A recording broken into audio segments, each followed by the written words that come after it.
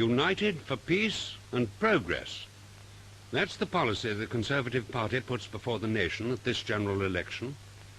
It's a policy of onward from success, and is presented to you tonight by the Foreign Secretary, the Right Honourable Harold Macmillan. Good evening. I want to talk to you tonight mainly about the future. That's what we're all interested in. But I think it's right to say a few words about the past, about the record of Sir Winston Churchill's government. When we came into power 3.5 years ago, things were pretty grim. At home, we were on the verge of bankruptcy. And then abroad, our prestige had fallen pretty low. Well, now there have been quite a spectacular change. Indeed, this change is so great that we find it rather difficult to remember what things used to be like. It's quite an effort to try and put our minds back. But in a minute or two, I want to talk to you something about what we hope to do. But before that, we've got a short picture to show what we have done. Let's look at it together.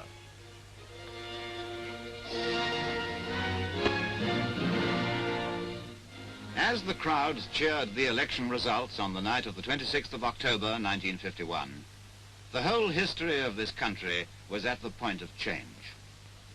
The truth was not clear then. The Labour Party was spreading the fear of mass unemployment. You'll find it in election addresses like Maurice Edelman's. Hugh Dalton and many others said the Tories would slash the social services and lead the country into war.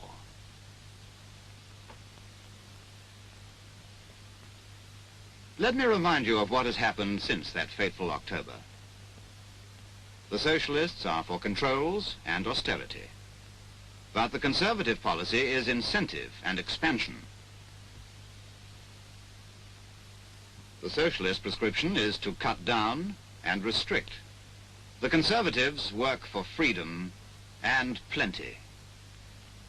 Britain strong and free was our election cry in 1951.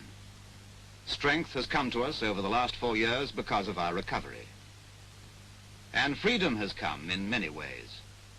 Into the wastepaper basket went identity cards, building licenses, repairs licenses, development charges, most wartime controls, the act to nationalize steel, dozens of forms farmers had to fill up, and the ration book. The Minister of Food, Major Gwilym Lloyd George, celebrated the end of this chapter. He himself lit the bonfire, and young and old alike rejoiced to see the ration book go. In 2 years, he had successfully derationed sweets, eggs, tea and sugar,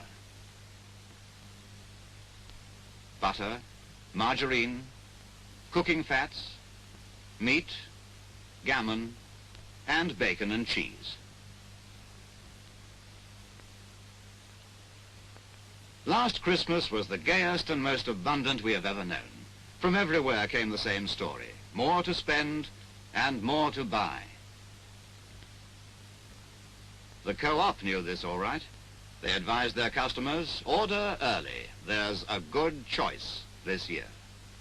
What a contrast with a few years ago, when a part of our small meat ration had often to be taken in 2 pennyworth of corned beef. And we were glad to get it. Now we don't think in terms of allocations, and under the counter is no longer the place where the best goods are kept. Here is the story of progress in a nutshell. Registered customers only, then anyone served. That was the breath of freedom. Now, no space is taken to tell you the shop will serve you. You take your choice. And with the notices, the queues have gone. And they must not return. Although the Socialists said there would be 1 million unemployed under the Tories, we have record employment. And production is up, earnings are up, Savings are up, pensions are up, children's allowances are up, and the nation is spending more on health and education. All these things taken together spell economic recovery and a higher standard of living. Taxes have been brought down, and the last budget completely exempted nearly 2.5 million people from PAYE. Let's have a look now at another improvement: freedom to build. A policy of expansion means we get rid of restrictions and controls and find a new determination to plan for plenty. The result? Almost twice as many homes built last year as under Labour in 1951. And 1 million houses built under the Tories to date. This was not, as the socialists said, at the expense of new schools. Now the slums are to be cleared away altogether. Here's an example, just off the Canongate in Edinburgh. These children